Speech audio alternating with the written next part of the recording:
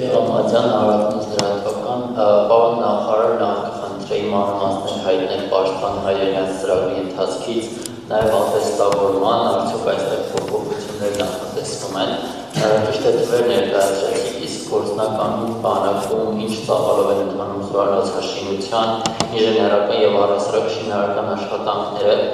շաբաթ խոսում ամրաշինական կառույցների լայն թափով իրականացված աշխատանքներից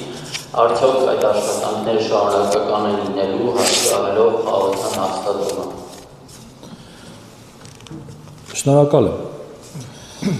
Նախ անդրադառնամ պաշտպան հայերենյացին կրկին անգամ ես առիթ ունեցա նախաբանում նշելու, որ մենք ունենք արդեն իսկ այս պահին 4234 շահառու եւ խոսեցի այս պահին հայտերի մասին, այն է ամառային զորակոչի հնարավոր շահառուների մասին 906 հոգու մասին, որը դեռ ավարտական թիվը չէ եւ ակնկալում ենք, որ այդ թվին կգումարվեն եւս 100-200 երիտասարդներ, գուցե ավելի, ես ուղղակի պայմանական թվեր եմ հնչեցնում, հաշվի առնելով նախորդ վիճակագրությունները, եւ սա էական համալրում է զինված ուժերի համար,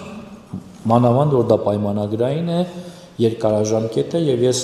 նշեցի նոր օրենսդրական փոփոխության մասին, այն է հնգամյա պայմանագիրը դարձնել 7 եւ 10 տարի, այսինքն 2 գումարած 5, եւ սա դառնալու է, կարծում եմ, առաջիկա տարիներին Հայաստանի Հանրապետության բանակի հիմնական առանցքը, դրան եթե գումարում ենք նաեւ սերժանտական համակարգը, որը հիմնականում համալրվելու է հենց այս երիտասարդներից եւ պրոֆեսիոնալ մակարդակը բանակի այս հատվածում էապես փոփոխության է ենթարկվելու առաջիկա տարիների ընթացքում։ Եթե խոսենք նաև համալրման մասին, ես խոսեցի, որ վերջին տարիների ընթացքում այդ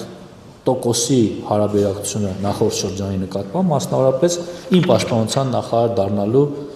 ժամանակաշրջանի հետ համեմատեմ, այն է 21 թվականի նոյեմբերը, բայց հաշվի առնելով, որ գործունեության սկիզբ պիտի գոնե համարենք ամառային զորակոչը 19%-ով ավելացել է ցուցանիշը, որը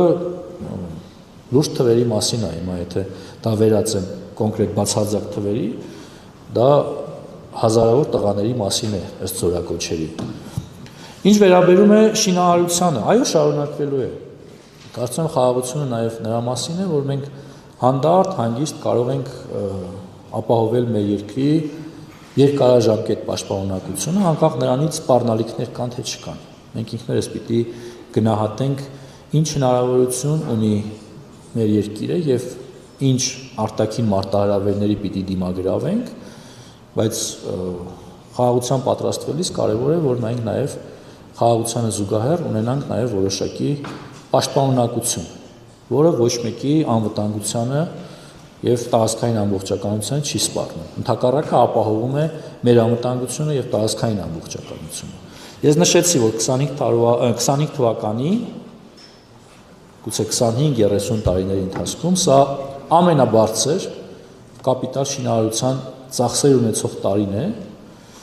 Ես նշեցի 18 թվականը համեմատության համար շուրջ 17 միլիարդ եւ համեմատության համար նշեցի 25 թվականը 57 միլիարդ դրամի մասին է խոսքը, գրեթե 58 միլիարդ դրամ կապիտալ շինարարության ուղղությամբ ծախսեր են արվել։ Ու սրանք չեն կարող չունենալ իրենց արդյունքները եւ հետևանքները։ Շնորհակալ եմ։